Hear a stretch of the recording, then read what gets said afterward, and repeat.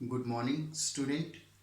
आज हम नेटवर्किंग के 6.1 पार्ट में हैं। मैंने पॉइंट 1 इसलिए लगाया था क्योंकि वीडियो लेंथी होने के कारण लास्ट टॉपिक में मैंने सिर्फ टोपोलॉजी ही आपको बताई थी। टोपोलॉजीज, उनकी वेरियस टाइप्स, उनकी एडवांटेजेस और डिसएडवांटेजेस को हमने डिस्कस किया था। तो आज के टॉपिक में हम नेटवर्किंग के कुछ कॉन्सेप्ट्स यूज़ कर रहे हैं। जैसे इसका नाम है URL। सबसे पहला it stands for Uniform Resource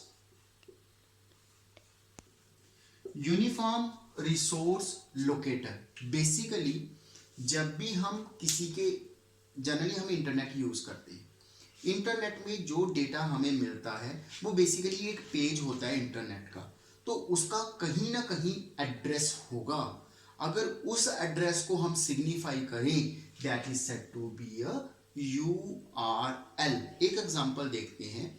जैसे कि लेट इट बी, एक हमारे पास दिल्ली का स्टूडेंट है, तो उसे अगर हमने सिग्निफाई करना हो पूरी तरह से तो हम ऐसा लिखेंगे,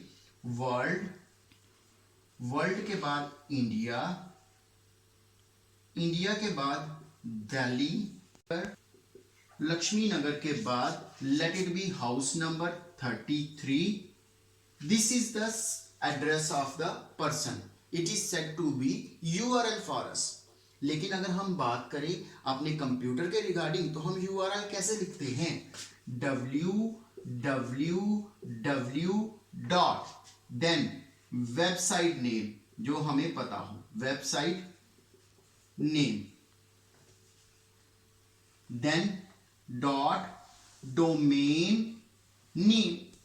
एग्जाम्पल हम लिखते हैं बेसिकली www.google.com, तो इसको हम बोलेंगे URL। जब कभी हम URL दे रहे हैं किसी भी वेब पेज का, तो वो हमें डिस्प्ले होगा अगर वो URL बिल्कुल करेक्ट है। एक बात और, जे इररिस्पेक्टिव टू वर्क करता है केस के, छोटा बड़ा कैसा भी लिखें, स्पेलिंग ठीक होने चाहिए, URL खुलता है। URL दो टाइप्स का होता है। एक होता है हमारे पास एब्सोल्यूट, एक होता है रिलेटिव। रिलेटिव इन सेंस बात करते हैं, हम पूरा URL नहीं लिख रहे, हम थोड़ा सा URL लिखते हैं स्लैश डाल के, तो हमारे पास वेब पेज आ जाएगा। जैसे मैं एक वेबसाइट देख रहा हूँ एजुकेशन में, वहाँ कॉलेजेस देखने हैं, तो मेरे को पूरा एड्रेसेस नहीं लिखना पड़ेगा, मैं डबल स्लैश डाल के किसी कॉलेज का नाम लिखूंगा तो वो मेरे को दिख जाएगा।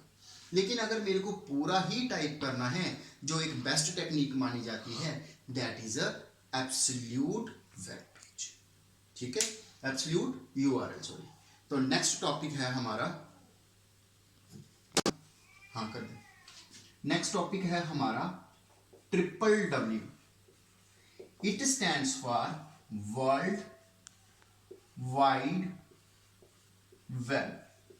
अगर मैं बात करता हूं दुनिया में जितनी भी वेबसाइट्स हैं, मैं उनको कलेक्ट कर लूं और कहीं पे स्टोर कर दूं, then it is said to be a world wide web. Web मतलब पेजेस बेसिकली, जो नेक्स्ट टॉपिक में हम डिस्कस करेंगे। तो इसका क्या मीनिंग हुआ कि हम इंटरनेट को यूज करने के लिए कंप्यूटर्स के सॉफ्टवेयर को कमांड दे रहे हैं कि बेसिकली हमें क्या करो, पूरी दुनिया के अंदर जितने भी वेब पेजेस हैं उन वेब पेजेस को लाओ, उनमें से हमारा एक वेब पेज ढूंढो जिसे URL के थ्रू दिखाते हैं। तो वर्ल्ड वाइड वेब क्या होगा? दुनिया के सारे वेब पेजेस, बेसिकली इंटरनेट को ही हम बोल सकते हैं world wide web. Next topic है हमारा HTML। नेक्स्ट पेज हमारा है वेब पेज, सॉरी। मेरे सभी आईपी के स्टूडेंट्स कंप्यूटर नाउन हैं प्रोग्रामिंग के, अगर उन्हें सम ऑफ टू नंबर्स लिखना है तो वो कुछ कोड लिखेंगे, उसका रिजल्ट हमें मिलेगा। इसी तरह से जब हम इंटरनेट पे कुछ देखते हैं तो उसकी भी कोडिंग लिखी गई है, और उस कोडिंग को लिखने के लिए किसका यूज किया गया है? HTML लैंग्वेज का। HTML लैंग्वेज जो है वो हमें कोड लिखने के लिए यूज कर दिया, लेकिन उसका रिजल्ट दिखता है हमें।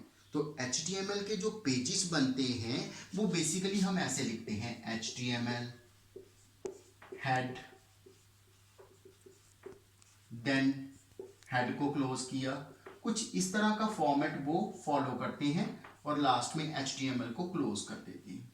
जब हम ये वेब पेज बनाते हैं तो इसमें इंफॉर्मेशन होती है, तो इसका मीनिंग हम कह सकते हैं इंटरनेट का foundation, the foundation of the internet, the fundamental of the internet that help us to create web page, create the document is said to be a web page. जो हम डॉक्यूमेंट क्रिएट करते हैं web page.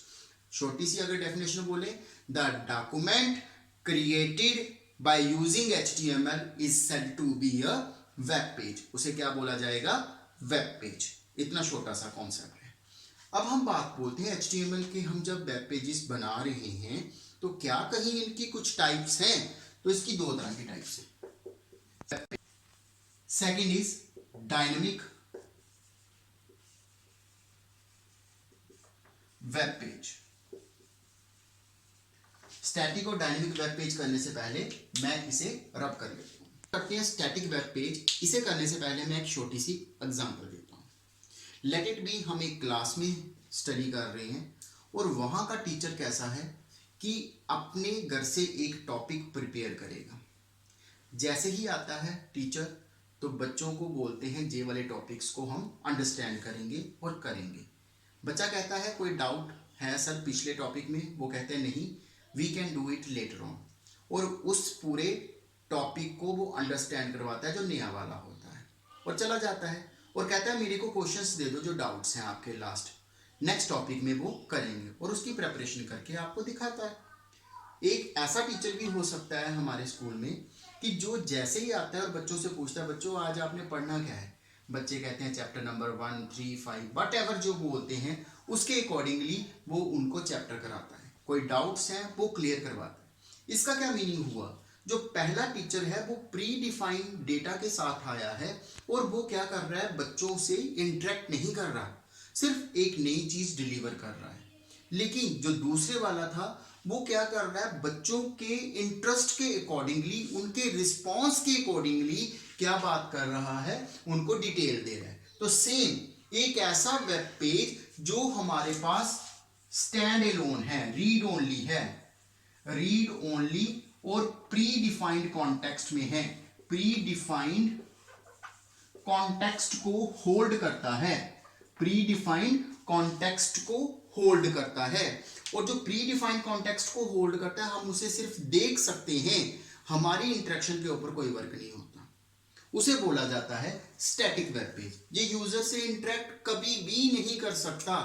Example, मैं Google पे गया और Google पे एक मैसेज टाइप करता हूं कि एसे ऑन कंप्यूटर, जैसे ही देखता हूं मेरे को लिंक मिल जाते हैं, मैं जिस लिंक को क्लिक करता हूं एक एसे दिख जाता है।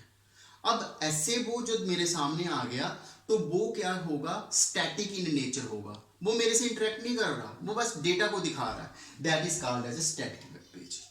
ये बहुत ही इंपॉर्टेंट है। आज की डेट में 85% प्लस डेटा जो इंटरनेट पे मिलता है वो हमें कहां से मिलता है, स्टैटिक वेब पेज से। लेकिन हमें कुछ ऐसे पेजेस भी चाहिए जो हमारे अकॉर्डिंगली वर्क करें, हमसे रिस्पॉन्ड कर सकें, तो हम बात करते हैं इसकी डायनेमिक वेब पेजेस की। ऐसे वेब पेजेस जो HTML के साथ किसी दूसरी प्रोग्रामिंग लैंग्वेज को बाइंड करके बनाया जाता है। जो HTML के साथ दूसरी लैंग्वेज बाइंड की जाती है that is called as a scripting language के मैं नाम लिख रहा हूं। जैसे जावा लैंग्वेज है तो जावा के साथ हम स्क्रिप्ट लगाएंगे तो क्या बन जाएगा, जावा स्क्रिप्ट। विजुअल बेसिक है जिसे VB बोलते हैं, अगर स्क्रिप्ट लगाएंगे तो क्या बन जाएगा, VB स्क्रिप्ट। इसी तरह से PHP लैंग्वेज है हमारे पास और .NET लैंग्वेज है, बहुत सारी लैंग्वेजेस है जिसके थ्रू हम बना सकते हैं।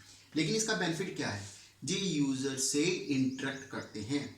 तो आप एक छोटी सी बात देखिए, जब कभी हम फेसबुक में लॉगिन कर रहे हैं, जो पेज मेरे को दिख रहा है यूजर नेम और पासवर्ड वाला, वही दुनिया के हर पेज को यूजर को दिखेगा। लेकिन यूजर की आईडी और पासवर्ड के अकॉर्डिंगली उसके आगे का इंटरफेस अलग होगा। जैसे मैंने अगर अपनी आईडी और पासवर्ड लगाया तो मेरे को वो दिखेगा मेरी डिटेल, अगर मेरे किसी फ्रेंड ने लगाई वो अपनी यूजर नेम और आईडी तो वो उसके नाम की दिखेगी। तो इसका मीनिंग है कि हमारे पास ऐसे डायनेमिक पेजेस हैं, गूगल भी एक डायनेमिक पेजेस की तरह बिहेव करता है, जहां पे हम जो इंफॉर्मेशन डालेंगे उसके अकॉर्डिंगली रिजल्ट आएगा। अगर किसी बच्चे को प्रॉब्लम आ रही है तो वो एक छोटी सी एग्जांपल लेता है। जैसे कभी हम ऑनलाइन फॉर्म भरते हैं तो उसे कहते हैं कि वो कौन से पेजेस होंगे, डायनेमिक पेजेस। बच्चे कहते हैं हमने तो ऑनलाइन कभी फॉर्म ही नहीं भरा। तो बेटा आप सभी ने फॉर्म भरा होगा, कभी ना कभी आप जब आईडी क्रिएट करते हैं उसमें भी आपकी डिटेल ली जाती है, that is also form. Online shopping करते वक्त जो आप अपनी डिटेल देते हो, दैट इज आल्सो फॉर्म। जब कभी आप क्या करते हैं, कभी भी यूनिवर्सिटी कॉलेजेस के लिए एडमिशन के लिए अप्लाई करते हैं तो ऑनलाइन फॉर्म भरते हैं।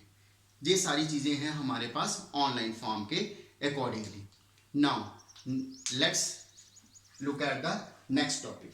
स्टूडेंट्स, हमने स्टैटिक और डायनेमिक पेजेस के लिए देख लिया है, तो नेक्स्ट टॉपिक में हम इसकी रिमेनिंग्स जो टॉपिक्स हैं उसे डिस्कस करेंगे। और अगर आपको इन टॉपिक्स में प्रॉब्लम है प्लीज़ मेरे को मेंशन कर दीजिएगा, I will make it's another video.